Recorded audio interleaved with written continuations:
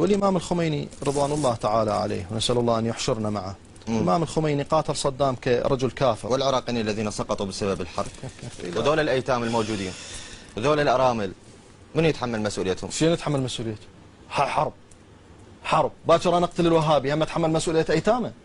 ماكو هيك. حرب نظامية هاي. حرب نظامية واجهونا. يعني هل من العدالة الآن إنه هؤلاء اللي سقطوا آبائهم بالحرب ما لهم أي حقوق؟ ما لهم أي حقوق، والله ما يستحقون الحقوق.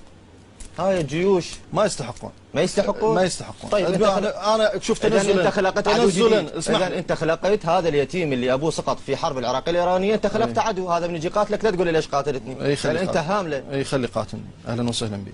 يجوز شيعي هذا. على شنو يقاتلني؟ شيعي هذا. قاتلني لأن هو وقف صدام حسين؟ هو شعلي أبوه قاتل، هذا حرب بين بلدين. الآن إذا هو شعلي فهو شعلي. طيب إذا تسمح لي الآن وصارت حرب بين العراق وإيران، لا سامح الله إن شاء الله ما تصير. أنت ويا من توقف؟ ويا إيران.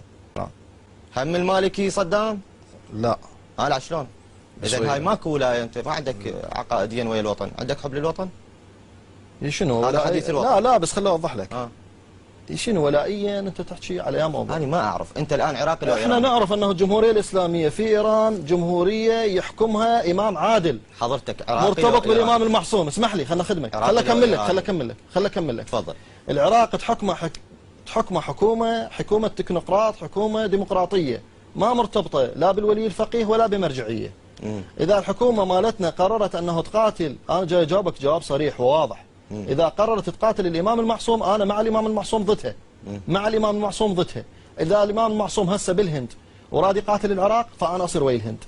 إذا الإمام المعصوم صار ويا أمريكا وراد يقاتل العراق أنا أصير ويا أمريكا. إذا الإمام المعصوم صار ويا إسرائيل وقاتل العراق أنا قانوني أنه مع المعصوم.